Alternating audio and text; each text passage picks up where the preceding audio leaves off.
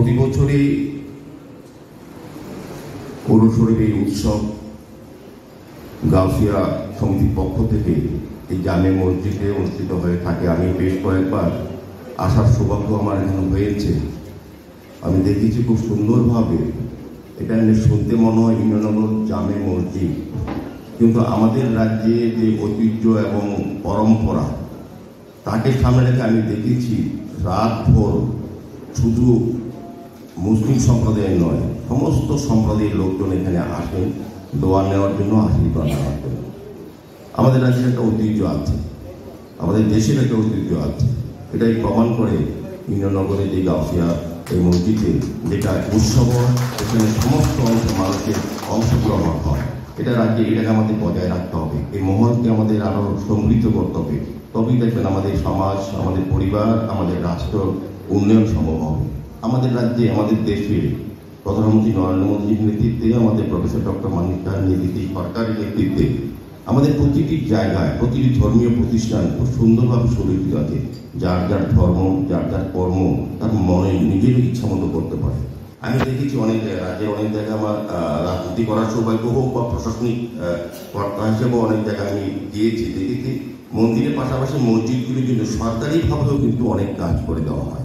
এখানে সরকার বলতে আমরা শুধু একটা জাতি বা ধর্মের সরকার মনে করি না, যেটা প্রচার অপপ্রচার করা হয় অনেক সময়, কিন্তু কার্যকরিতে আপনাদের অভিজ্ঞতা আছে। এই মসজিদ প্রাণ এই এলাকায় তো আমাদের পৌর নিগম, আমাদের সরকার আপনাদের অনেক সমস্যার সমাধানে কিন্তু এগিয়ে আগামী দিনে কাজ করবে। আমিও করে যাচ্ছি। এখানে আমাদের হুজুরের সঙ্গে কথাবার্তা হচ্ছিল, তখন কিন্তু বলা হয় কিছু কিছু সমস্যার কথা। এখানে আমরা যারা কাজ করি, আমাদের যিনি কর্পোরেটরা আছেন, সোমা মজুমদার, আমাদের এমআইসি মেম্বার, আমাদের পাকিয়া দিদি, যিনি এই এলাকার দেখভাল করেন প্রায় সময়, বা যারা এখানে আছে, আমি অনেকে চিনি আগে তারা যারা আছেন এখানে, নিতাইবাবু, তার সঙ্গে আমি কথা বলি, তো ওই কাজগুলো আমরা করব। তো আমি এটা খুব খুশি হয়েছি। বিকল্প মানবতা আমাদের রক্তে, আমাদের দেশে আমাদের সায়েন্টিস্টরা, আমরা প্রযুক্তিবিদরা চন্দ্রযানে গেছি, কিন্তু রক্তের বিকল্প সারা পৃথিবীতে কেউ তৈরি করতে পারে না। রক্তের বিকল্প হচ্ছে মানবতা, মানসিকতা। আজকে যারা রক্তদান করছেন তারাই হচ্ছে রক্তের বিকল্প। তো আমার আজকে এই 25শে ফেব্রুয়ারি উৎসবকে সামনে রেখে আগরতলা গাউসিয়া সমিতির উদ্যোগে ইন্দ্রনগর জামে মসজিদে যে অনুষ্ঠান করেছেন তাদেরকে ধন্যবাদ জানাই।